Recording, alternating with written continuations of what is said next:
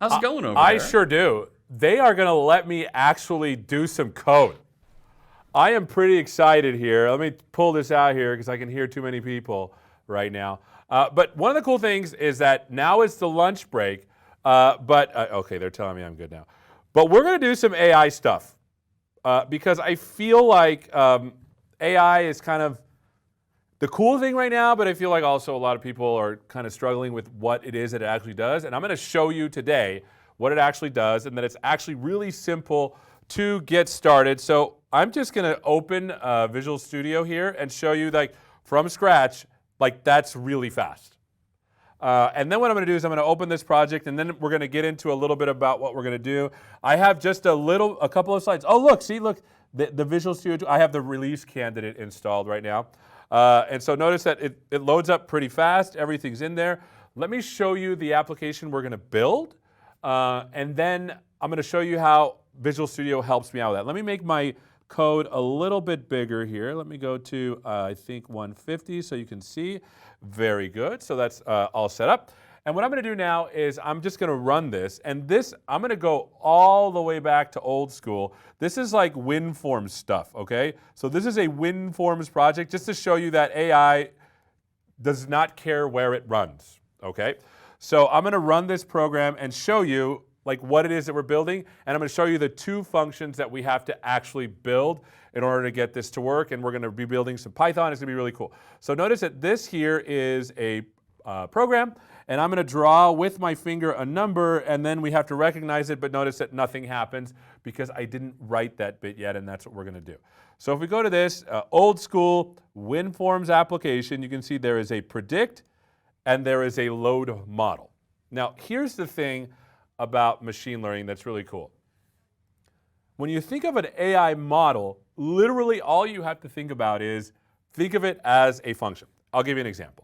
When we write programs, we usually think of a problem, and then we come up with a series of steps to solve the problem called an algorithm. And what we do is we marry an algorithm and the input, and out comes some answers.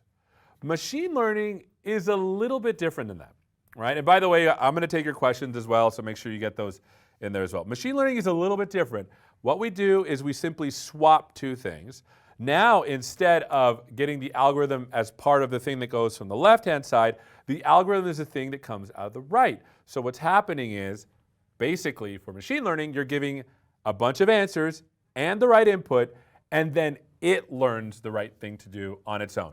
And so, by the way, in machine learning parlance, we call the thing coming in data. I think everyone calls it that. And the thing that comes out is a model, but you should think of it as a function, something that you execute. And then stuff happens in here. I'm not going to get into too much of this stuff.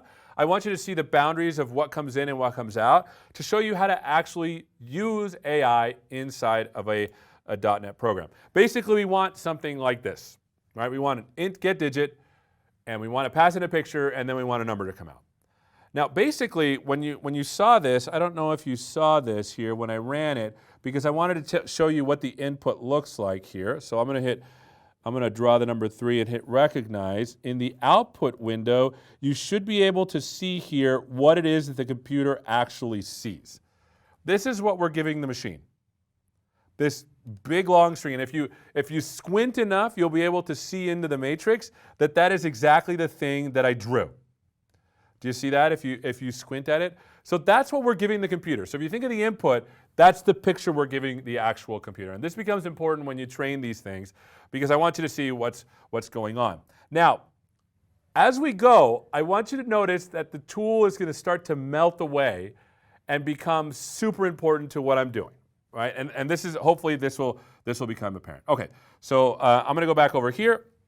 We want to get a picture in there. We want to pass out a digit. In general, machine learning is all about creating some function, and you have to specify the shape and do all this other cool stuff beforehand. But you get this function, you pass in these numbers, and out comes the actual number, right? And again, the things that goes in is that huge array of numbers. Okay, so that's it for my slide. So what I'm going to do is I'm going to code this the way I would normally code something like this, okay? So I'm going to do this. I'm going to right-click here, and I am going to add a new project. And this is the thing that I want to show you, because this is where the tool starts to show up and be really cool, right? So notice that the first thing, here, let me go over here. The first thing is that it remembers some of the stuff that I've already done. And I want to do a Python application. The other thing I can do is I can go in here to the language and pick the language that I want. Or I can go to search for whatever templates I want to. I can pick the platform. I can pick the project type as well. And one of the cool things you see here is it also has one for machine learning. There's some default scikit-learn projects that you can just by default start running. And I love how fast we can get to doing the thing that we want. So I'm going to go ahead and select a Python application, because that's generally how I do my AI. And I'm going to call this the Terminator for no good reason. And I'm going to hit create. And so now notice that I'm actually in the same solution working on both Python code as well as C# code. Okay, so now, as you know, if we want to write some machine learning code, we're going to have to do some internet sleuthing. And so I'm going to say PyTorch MNIST here, MNIST, because that's the example. Hopefully there's an example that I can do. So here's one. This is the first one. Notice it has the same numbers that I have. And okay, so we have some code here. So what I'm going to do is I am just going to copy it, because that's what some of us do sometimes. And I'm going to go ahead and paste it. And I am just going to run this code as is, okay? Now again, notice that I'm using Visual Studio. Next to this, you can see I have the code side by side, both in Python and in .NET. And what I have going on here, let me put this back so that they're all next to each other. What I have here is I have the actual code to run like digit recognition, okay? But there's a couple of things. For those of you that are Python users, this is argparse. Notice that there's some arguments that I want to pass in. Well, how do I do that? The other thing is, like, if you're a Python developer, you know what version of Python you're running. How do you know? Because, by the way, I did not have Visual Studio. I repaid my machine a couple weeks ago, and I installed my Python environments the way I like them first, and then I installed Visual Studio. And look at this goodness right here. So I'm going to make this a little bit bigger for those of you that are Python developers. Look at this. It knows all of my environments that I previously set up. Here's ones for TensorFlow Actual, TensorFlow 1.12, TensorFlow new version 2.0. This is using the PyTorch latest version Conda environment. And notice that the Conda environments are not the ones that Visual Studio installed. In fact, I went in there and I said, don't install yours, use mine. And they were like, we're good with that. And notice that we have all of that goodness in here. Okay, the next thing I need to do is I need to run this thing, right? But I want to save this into a format that actually works. And so I'm going to go down and scroll here. Notice that we have some saving stuff here. I want to save this not into a PT file, but into something called Onyx. And again, Onyx is, just think of it like as a DLL or as a jar file. It's a way of encapsulating an AI algorithm, okay? So I want to save this to Onyx. And like I said before, what we do when we write code is we need to go and actually do some internet sleuthing. And you can see here that I have already done some internet sleuthing and found a way to save something to Onyx. So I'm going to go ahead and I'm just going to copy this here real quick. And I'm going to go back here because no one ever does this kind of coding, I don't think. And okay, so I notice the format's a little wrong, so I am going to do this. Okay, I think this will work. So let's go to the Solution Explorer, and we need to give it some actual, remember we had to give it some things to do?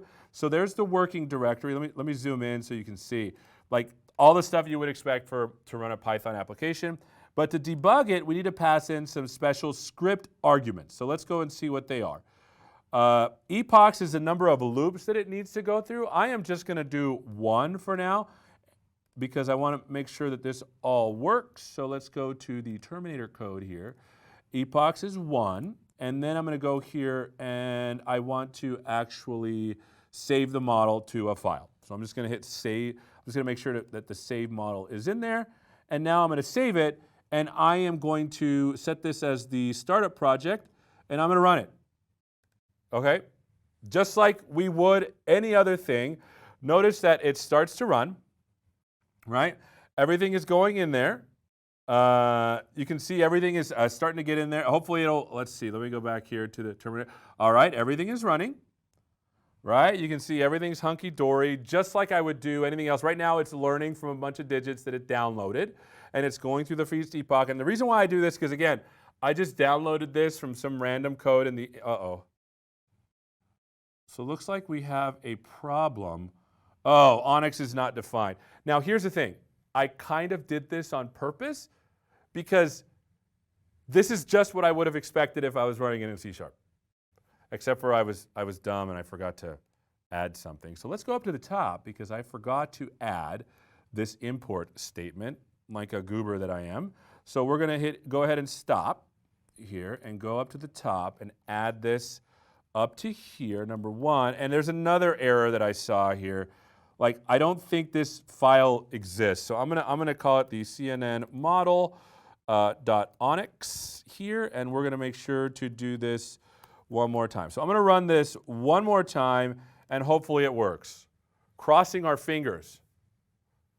I'm crossing my fingers right now. So as this goes, again, notice that something bad happened, a breakpoint stopped right where I wanted it to stop, and I know exactly what's going on. This is the same thing that I would have done, at other times with C#. And this is cool because I've never ran Python inside of Visual Studio. Oh, dang it, looks like something else is going on. So let's look at this X here. Let's see. Oh, look at that. I think I see it.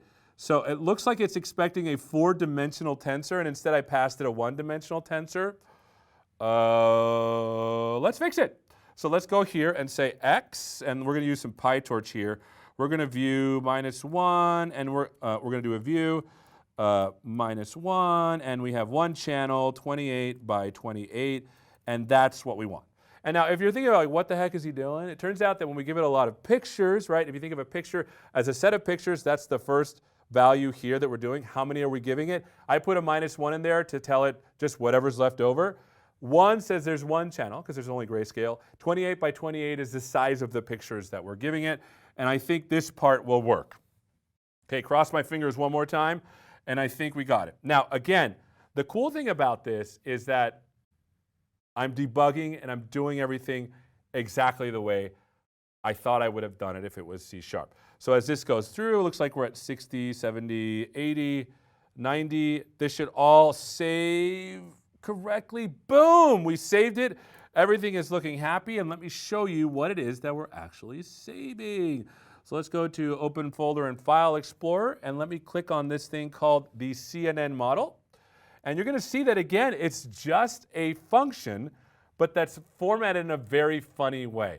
The input that comes in is those 784 numbers that you saw from the code I ran before in WinForms, and then a bunch of stuff happens, and out comes this thing that's 1 by 10, which means that the output is going to be 10 wide. And what's going to happen is in that array of 10 things, there's going to be a number in each slot that says which number it thinks it is. All right, so now the question is, we've already done that. I actually trained a smarter one. You can see this Onyx one is smarter because I actually trained it for a little bit longer. And so that's the one we're going to use. So now we're going to switch over to Visual Studio. I've just trained this thing. I'm sorry, we're going to switch over to C#, and we're going to start to load the model. I've already written some of the helper code down here to initialize the canvas and all the buttons and to show results. So what I'm going to do here is I'm going to start by writing this thing called an inference session, and we're going to call it session. Now here's the thing, and you're probably wondering, well, where does this even come from? Well, that's a good question. What I did beforehand, I'm going to set this one as the startup project, is I added a NuGet package. Anytime you do something in Onyx, you can run this thing in .NET called the Onyx runtime.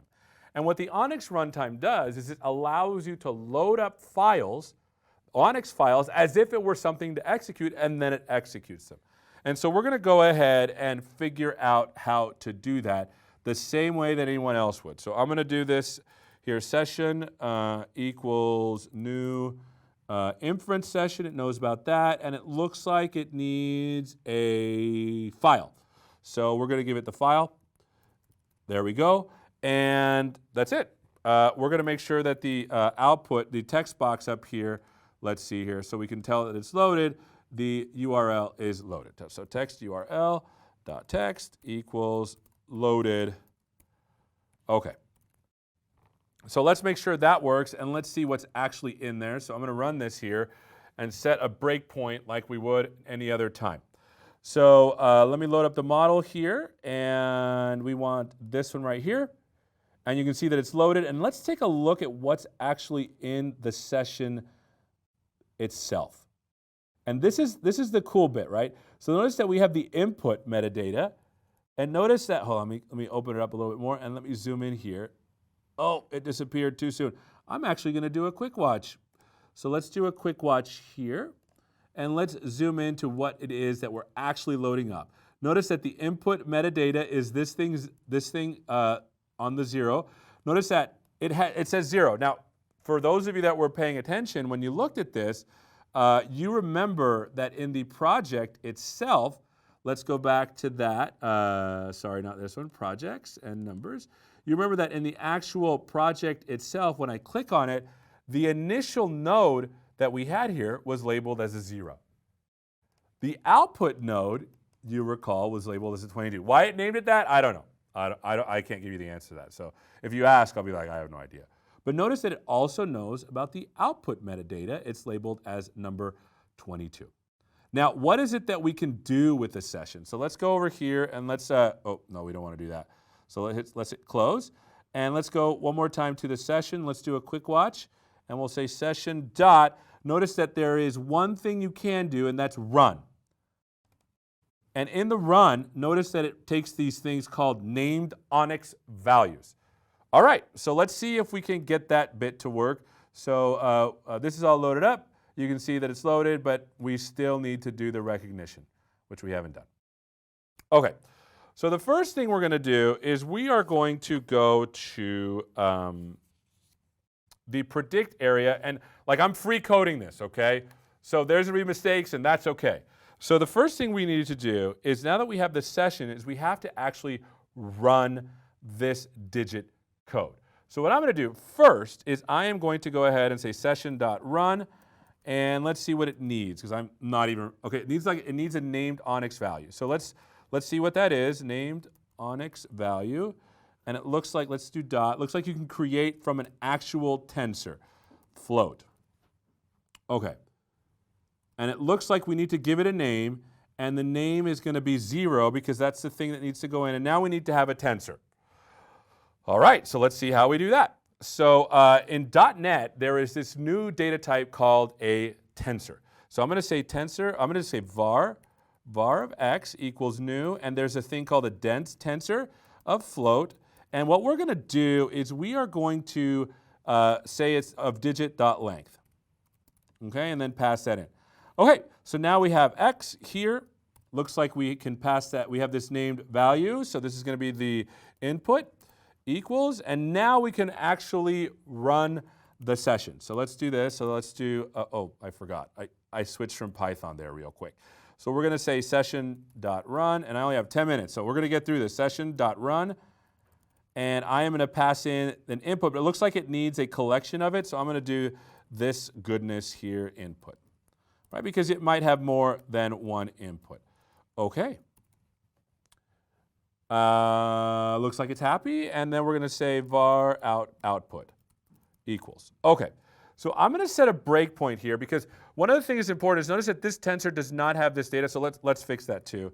So for int I equals 0, I is less than digit.length, and then I plus plus. What we're going to do is we're going to say x.I gets digit I as well. Now here's the thing that's important is it expects it to be in 255. It expects it to be a value between 0 and 1, and you remember when we were doing the output, we saw 255, so we'll just divide by 255 because that means it's the darkest color. Okay. So let's run it and see what happens, okay? So I set a breakpoint there to load, so let's run it, and let's see what happens, because I want to see what's going on. So first we've got to load the model, because if it's not there, it won't work. So there it is. Now I'm gonna draw the number 3, and I'm going to recognize. Okay, so it worked, but we don't know what's in here. So let me do a quick watch here to show you what's going on, because again, this is how I like to code. Looks like there is a 0 element. So let's go here to 0 and see what that, oh, looks like it doesn't like that. And the reason why is 1, 2, 3. It's a read-only collection, so we got to do first. We can do that. And what's in there? When I go down there, it looks like there's a value in there. That's awesome. Looks like it has a name of 22. So let's see what I can do. Looks like I can pull it out as a tensor. So let's do that, and let's see if that, no, doesn't like it. And the reason why is because I need to tell it it's a float. By the way, does anyone else code like this? Notice that I'm now getting the value that I want, and I'm going to convert it to, let's see if I can convert it to an array, because that's easiest. Okay, so to array. Okay, good. So I've got all of this code that I've figured out, and what I'm going to do is I'm just going to do dot and just do this, and now I'm going to go back and see if I can rewind a little bit. Uh-oh, so it looks like it can't. Oh, the reason why it can't is because of this. So now we can save it and then go back here, 1, 2. Okay, looks like it went back, and now when I hit F10, let's see what happens. What do we get? A float of 10, and we get these crazy numbers. So this is what I'm going to do. I'm going to go back one more time and run it again. But now I am going to do this output, which is show. I want to show the result. So show result. And we got to do a prediction here. So how do we do a prediction on an array? Well, we want the max index. How do we do that? So I'm going to do this. I'm going to say var prediction equals array dot index of, and then we're going to pass in the output, and then we're going to get the output dot max, because this will give us the index with the max, and that's the prediction. And so now when I say show result, I can pass in the prediction, and I can pass in the scores, which is the output. I'm going to put in 0 just because that's how long it takes. We're going to run this again and see what we got. So I'm going to F10, F10, F10, F5, and hopefully you will, there you go. Looks like it predicted the number 3. That's awesome. Now you're probably looking at these numbers thinking, what in the heck is this doing? Well, let's do some side-by-side exploration here to give you a sense of what is actually going on. So I'm going to do a new vertical group, and I am going to hide these things so you can see what is going on. So it looks like here, I'm going to move this one over here so we can do side-by-side the other way, and this one over here. Very good. So notice one of the interesting things that when we're loading this data up, they're doing a funny thing here. Number one, they're normalizing the data, which I did not take into account. So we need to fix that. So let's go see if I can figure what this is. So let's go to PyTorch, boom, transform.normalize. So it looks like it figured it out. So we'll go here, and then I'll normalize. Oh, here we go. So it looks like what this does is this subtracts the first value and divides by the second. So let's do that to make sure our output is real good. So very good. Okay, so it subtracts the first number, which is this number right here,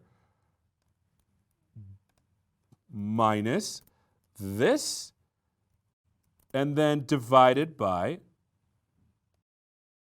this. Okay. Okay, so it looks like there's something right here. So that's going to make it a lot smarter, number one. And then number two, the other thing that's interesting is like those numbers are really weird. I'd rather it give me like a probability of how confident it is. So what I'm going to do is I'm going to go up here to this code, and I'm going to look at this here and see what this is actually doing. By the way, again, hopefully you notice that I'm doing things in Visual Studio that you would never think about doing in Python. I just hovered over it, it's telling me. So this is the same as log of the softmax. And so what I'm going to do is I'm going to say e to that power, and it should give me something. Because remember, the opposite of log is e, and you can flip them around. So let's fix that. So I am going to do this, because I was very clever ahead of time. I put that in there, a conversion. So I'm going to say v goes to system.math.exp of v. But then I'm going to be even more clever, because, you know, we like to be clever here. So let me hit save here, and let me move this over to the middle of the window here. You can do something really cool called using static. So using static system.math, boom. So now I can get rid of this thing right here. And notice that because of the way lambda expressions work, I can also just get rid of all of this. All right, let's run it. Boom. With 3 minutes to spare in C#. Let me load the model here that I just created. And now I'm going to start to draw some numbers and then hit recognize. And you should be able to see, oh, there's a breakpoint, F5. You should be able to see that it's guessing the right thing. And now with probabilities, hey now, 99%. 99%. All right, let's do some other numbers. Let's do the number 1. Recognize, yes, it got that. The number 2, recognize, yes, it does that. The number 3 we already did. The number 4, let's see what we got. The number 5, what? It's a genius. 8, recognize. The number 0, yes. So notice that what I was able to do in Visual Studio 2019 is I was able to create a solution that actually depicts what I'm trying to solve with a number of different languages at the same time. Hopefully you enjoyed that. I obviously released the source code so you can play with it. But what I'm going to do is I'm going to get up and I'm going to go over here to take any questions because my time is about up. But I want to answer any questions that you might have. Okay, 13 new posts. There's no questions. Everyone, look, I know that these, yes. Auch beim Thema, machine learning, haben die Jungs ihren Strage. I was totally perfect German. I feel bad. By the way, for those of you that want to learn more about that, obviously we have tons of content to help you with that. But the key takeaway was, in Visual Studio 2019, I was able to seamlessly create a machine learning model and use that to actually make predictions inside of a .NET application. It was pretty amazing for me. All right, before we go, I want to make sure there's no more questions. Oh, look at this. Great, great, great. Yes, thanks. Thank you. My friendship dues will be sent in via check in the mail, so we'll make sure to do that. Again, machine learning, the key takeaway is, we only have about a minute left and then we're going to go to the next session. The key takeaway is that it's just a different way of writing an algorithm. Instead of you coming up with the steps, you give it the data, and Visual Studio 2019 is an amazing tool for you to actually do that, both in Python, in C#, and whatever language you choose. Okay,